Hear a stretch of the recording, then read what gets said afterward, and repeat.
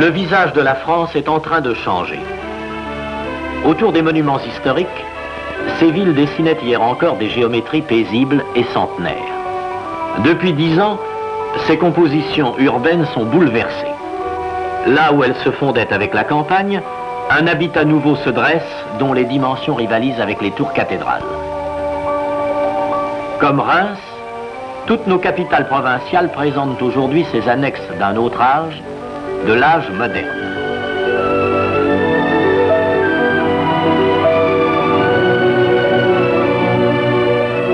Mais c'est dans l'immense tableau signé au loin du paraphe léger de la Tour Eiffel que cette inspiration futuriste s'affirme le plus. Là où voici 10 ans s'étendait cette banlieue confuse, anarchique, étriquée dont nous rougissions, se déploient aujourd'hui des images de pays neufs.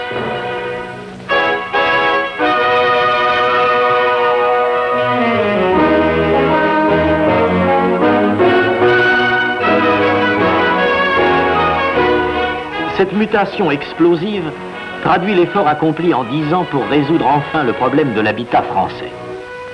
Ouvert au début de ce siècle, ce problème était devenu en 50 ans gravité, urgence, puis tragédie. Cette tragédie commence avec la Première Guerre mondiale. En 4 ans, 368 000 logements sont détruits. 559 000 rendus inutilisables, 3 à 4 millions de Français privés d'abri.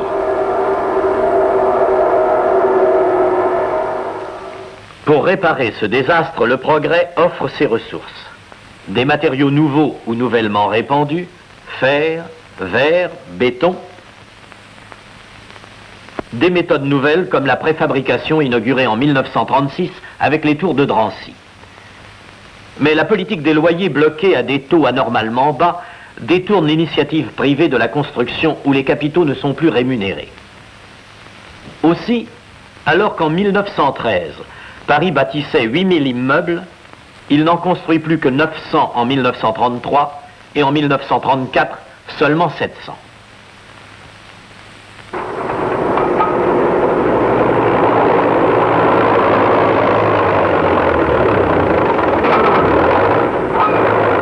On peut raser la ceinture fortifiée où Paris étouffe. Cela ne conduit qu'à un habitat sordide. La fameuse zone dont la lèpre cerne bientôt la capitale qui se disait la plus belle du monde. Sur cette stagnation déjà dramatique s'abat la Deuxième Guerre mondiale qui ne ravage pas seulement le nord et l'est, mais l'ensemble du pays. D'Amiens à Marseille, de Strasbourg à Brest, 432 000 logements sont détruits, 820 000 rendus inutilisables. Et au lendemain de ce deuxième désastre, tout est aggravé par l'extraordinaire renouveau de la démographie française. Notre population passe en effet de 41 millions d'habitants en 1936 à plus de 46 millions en 1961. Notre pays, qui possédait en 1939 13 millions de logements, voit donc son patrimoine immobilier progressivement ruiné. À l'issue de la Deuxième Guerre mondiale, les besoins se chiffraient ainsi. 1 320 000 logements à reconstruire ou réparer par suite des destructions. 550 000 taudis ou baraquements à remplacer. 1 880 000 logements à restaurer ou renouveler pour rattraper un demi-siècle de négligence. Enfin, 2 250 000 logements nouveaux à créer pour répondre à l'expansion démographique. On arrivait à un total de 6 millions de logements à construire ou restaurer en moins de 20 ans. 6 millions, la moitié du patrimoine initial. Ce point aigu de la crise est symbolisé par les cités d'urgence. Ce constat de carence dont tout le monde se souvient. Alors, le logement est déclaré problème social numéro 1 de notre pays. Les pouvoirs publics, institue une législation d'aide à la construction alimentée de crédits considérables. Quelque temps encore, les textes et règlements restent trop compliqués et les moyens insuffisants. Cependant, à l'horizon des cités d'urgence, les premiers grands immeubles neufs apparaissent. C'est qu'une immense machine à bâtir s'est enfin mise en mouvement.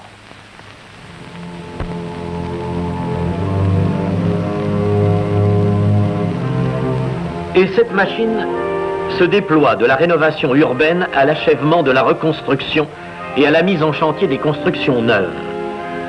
L'industrie française du bâtiment transforme ses méthodes traditionnelles afin de faire face aux impératifs et aux urgences. Et c'est grâce à ces méthodes et à ces conceptions nouvelles que la rénovation poursuit avec succès la remise en état de l'habitat urbain. Les îlots insalubres sont partout attaqués. Au plus profond des villes, les murs de la misère sont renversés.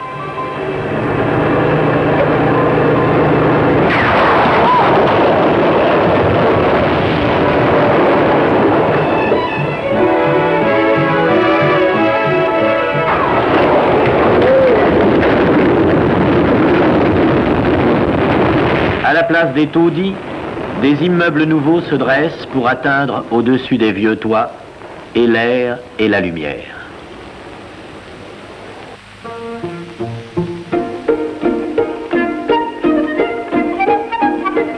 En ville, cette restauration se limite aux zones les plus sombres. Mais en banlieue, tout est parfait. La rénovation y devient révolution. Un peu partout, comme à Asnières, les cages à lapins, les cabanes, les pavillons, les villas disparaissent sous la poussée des grands immeubles collectifs.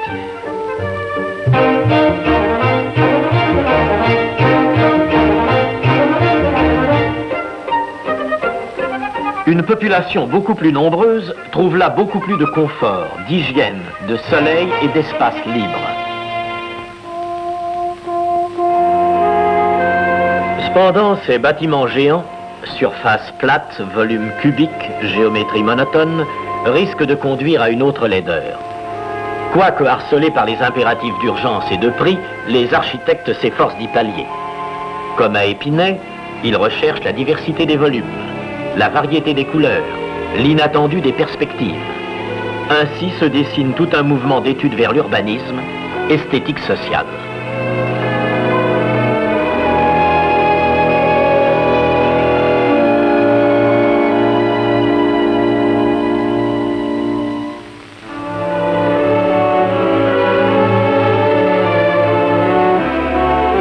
Pantin-Bobigny illustre cette recherche. Par réaction contre le désordre médiocre et la grisaille de la vieille banlieue, les architectes vont ici aux extrêmes. Dans leur souci d'échapper en même temps à l'impersonnalité, à la monotonie déprimante de la boîte à habiter, ils risquent des formes insolites, des couleurs violentes. Mais ces excès ont leur justification. Ils ont déjà conduit à des équilibres plus heureux.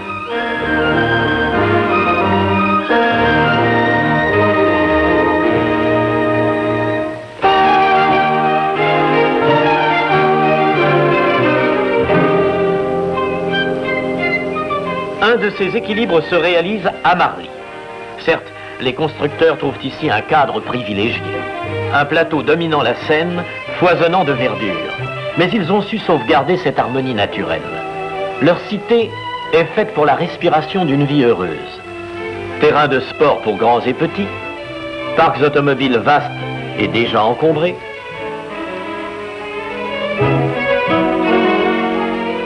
terrasses et jardins pour les heures douces.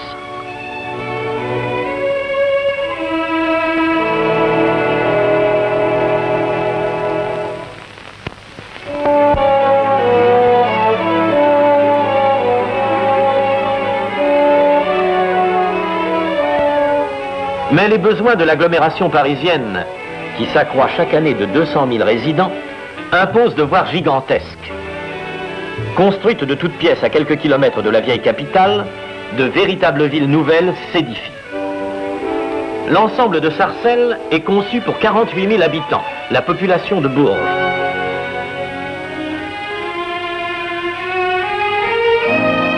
Mais s'il possède tous les équipements d'une ville, centre commercial, école, poste, mairie, Il lui reste à en trouver l'âme, une âme de cité. On ne pourra sans doute pas créer en quelques années cette âme que façonnent habituellement les siècles, mais on s'efforce de nouer entre les résidents des liens psychologiques. Et c'est ce que visent des initiatives comme les maisons de jeunes.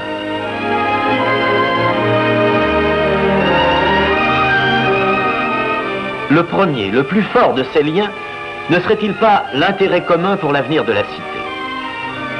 Une partie de Sarcelles reste à bâtir. Et Sarcelles vivra dans la mesure où ses résidents se sentiront ses enfants.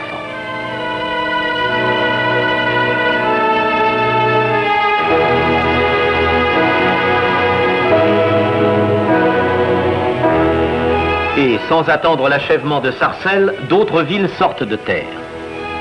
Prévu pour 40 000 habitants, Massy-Antony n'est encore qu'un immense chantier où tous les modes de construction se sont donné rendez-vous. Toutes les techniques y déploient et comparent leur meilleure efficacité. Et cette confrontation montre que l'industrie française du bâtiment, achevant sa révolution, est devenue une des industries les plus modernes de notre pays.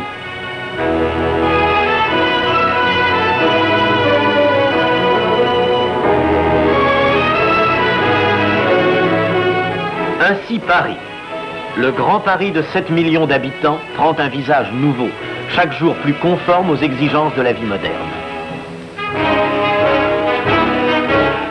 Mais l'effort de notre construction ne se limite pas à la capitale. Au contraire, celle-ci représente pour le pays une hypertrophie qui est une gêne et un danger. Il faut supprimer ce déséquilibre et pour cela créer dans tout le territoire les moyens de fixer la population, d'en accroître l'activité, l'aisance et le confort, seules armes contre l'attraction parisienne. Et c'est à ce programme que s'attachent toutes nos villes.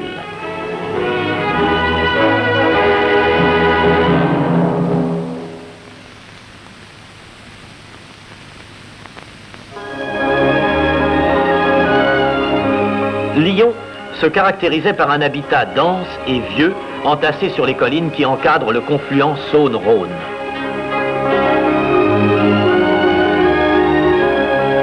Mais Lyon a éclaté. Au-dessus des quartiers vétustes, des immeubles géants se dressent. Et la poussée déborde le site historique de la ville. À l'est, Bron-Parilly est une ville nouvelle dont les ensembles, comme ceux de la région parisienne, enserrent une banlieue désuète.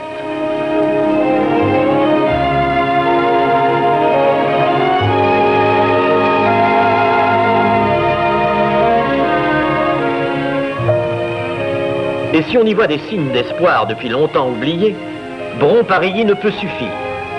À l'ouest, le plateau de la Duchère accueillera une autre ville.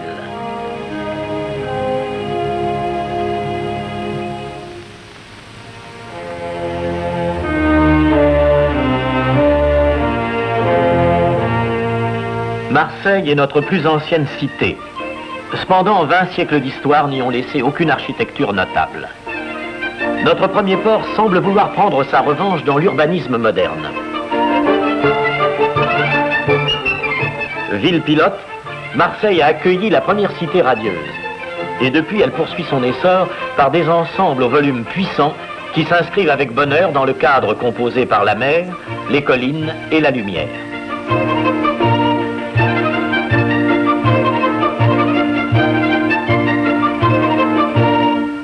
Et loin de la calanque originelle, d'autres géants forment avec l'autoroute une puissante composition moderne.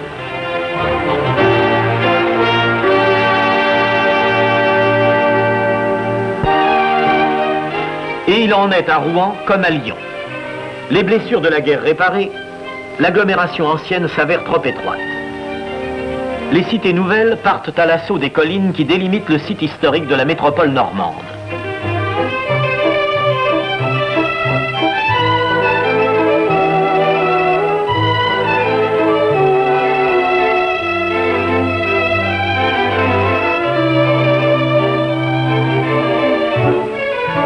Ainsi, la réorganisation et l'extension de nos villes se trouvent partout poursuivies, partout déjà assurées.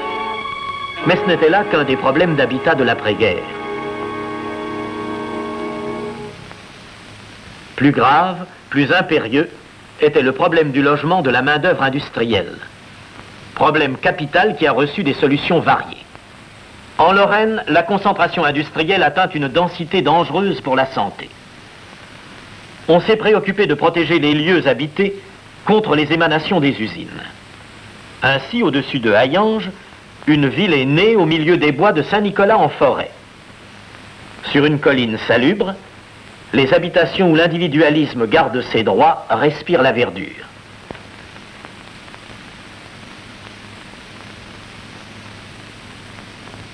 Les fumées du travail ne sont plus derrière un rideau d'arbres qu'un souvenir.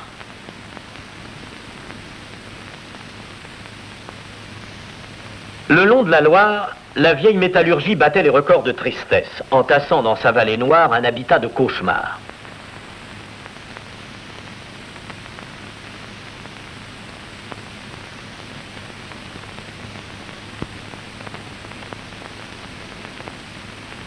L'urgence et la grandeur des besoins appelaient la solution radicale des grands ensembles. À Firminy-Vert, la majesté du site souligne la hardiesse des constructions nouvelles qui abritent 5000 personnes.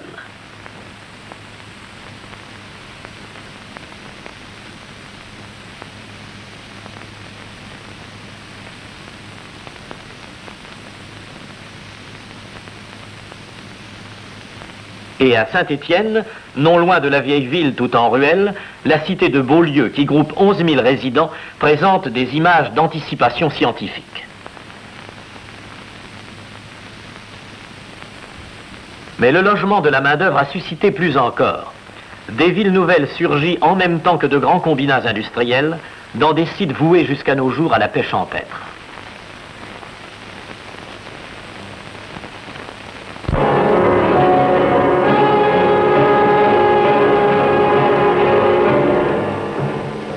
À proximité de Marcoule et des installations de l'énergie atomique, la seule ressource d'habitation était une bourgade provençale aux rues encombrées et aux murs croulants.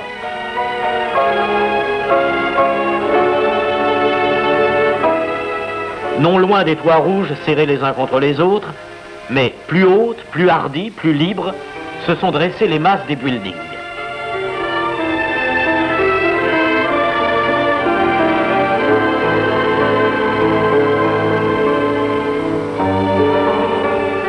Et Bagnols-sur-Cèze est désormais une ville de 12 000 habitants où se côtoient les charmes de la tradition et les aspirations de la vie moderne.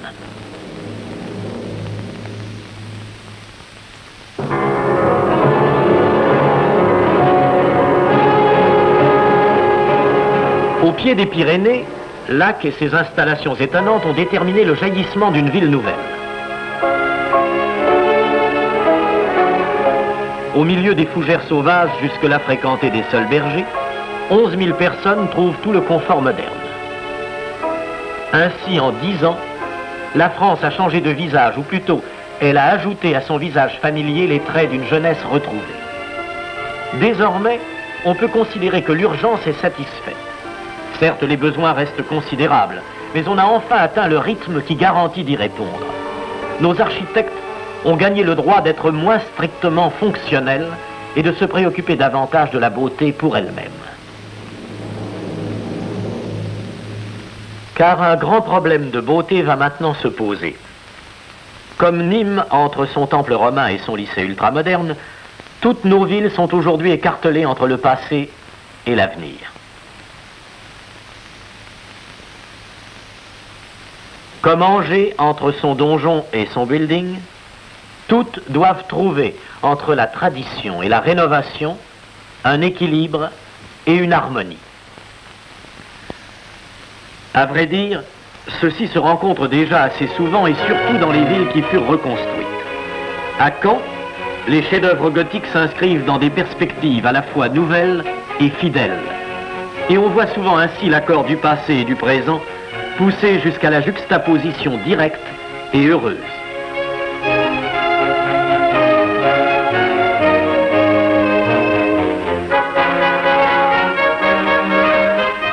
Chapitre particulier de l'habitat français, la reconstruction fut le banc d'essai de notre urbanisme.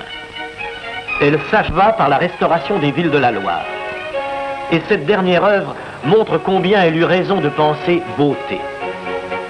Ce souci était naturel puisqu'elle touchait à notre patrimoine artistique. Par ailleurs, en matière de conception, elle bénéficiait d'une tradition, d'un style, d'un esprit. Mais elle eut le mérite de saisir cet esprit au point de dépasser l'imitation matérielle pour ressusciter, comme au bord de Loire, un art de vivre.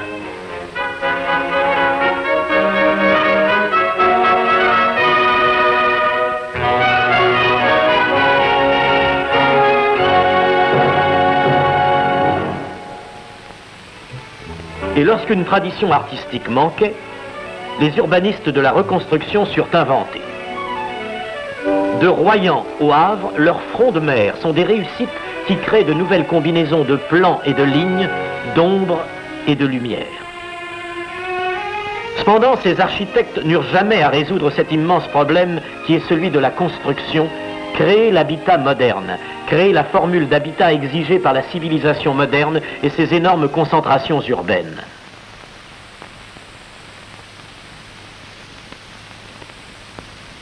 À ce problème nouveau pour l'humanité, les cités radieuses proposent depuis longtemps une solution absolue.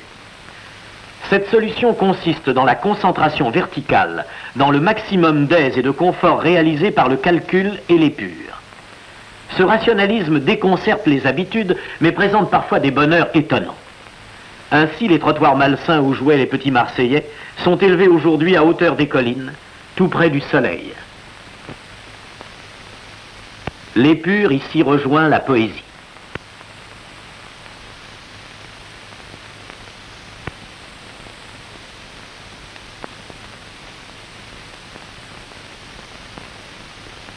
Et c'est en général dans la transformation des cadres du travail, de l'école à l'usine, que ce rationalisme esthétique obtient une approbation totale. Mais en matière d'habitat privé, les réalisations strictement fonctionnelles imposant un style de vie collectiviste rencontrent réticence et inquiétude. Aussi, les conceptions officielles s'orientent vers une formule moyenne. Soutenues par l'opinion publique, elles en viennent à préconiser la construction de petits immeubles collectifs qui apparaissent aujourd'hui un peu partout, parfois tout à côté des grands ensembles. On reconnaît ainsi un besoin très profond, celui d'un habitat personnalisé, situé au centre de cercles d'environnement, d'une intimité progressive. Appartements, immeubles, jardins, quartiers. Le goût de cette structure justifie ce qu'on croyait être une marotte du français attardé, l'idéal de la maison individuelle.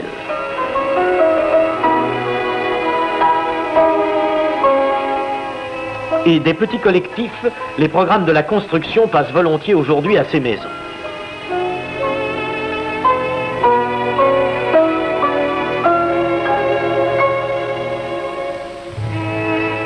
Il ne s'agit évidemment pas de revenir à l'anarchie, à la laideur, aux solutions de fortune.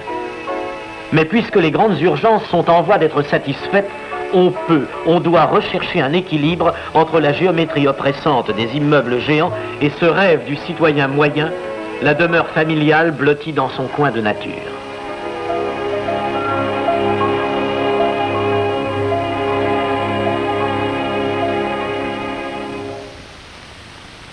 Les densités de population liées à la civilisation industrielle obligeront sans doute ce rêve au compromis de la demeure collective suffisamment agréable et belle. Ainsi, les grands immeubles n'auront pas été qu'une réponse à l'urgence. Toutes leurs recherches serviront, même les plus discutées comme la polychromie. Parfois heureuse et parfois agressive, la polychromie ne fut au départ qu'un palliatif à l'ennui des grandes façades. Mais en fait, elle ressuscite une tradition ancienne. Les temples antiques étaient peints, et aussi les églises médiévales dont notre siècle a repris, en l'élargissant, le jeu coloré des vitraux.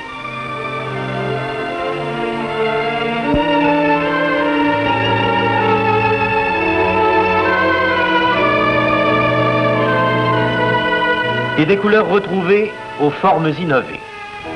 Toutes les recherches utilitaires devront se marier aux trouvailles artistiques. Car notre siècle est sans conteste une grande époque architecturale. L'apparition de matériaux étonnants a suscité une admirable floraison de formes neuves.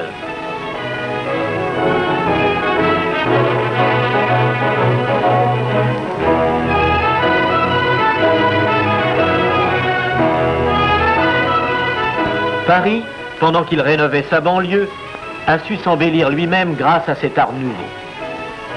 Mais de la maison de la radio au palais de la culture mondiale, ces conquêtes semblent jusqu'à maintenant réservées aux temples laïques. Il faut qu'elles s'appliquent à la demeure des hommes pour créer l'habitat de demain. Cette beauté de demain où l'effort social, les formes nées de l'art et celles nées de la science, aujourd'hui séparément modelées, deviendront harmoniques.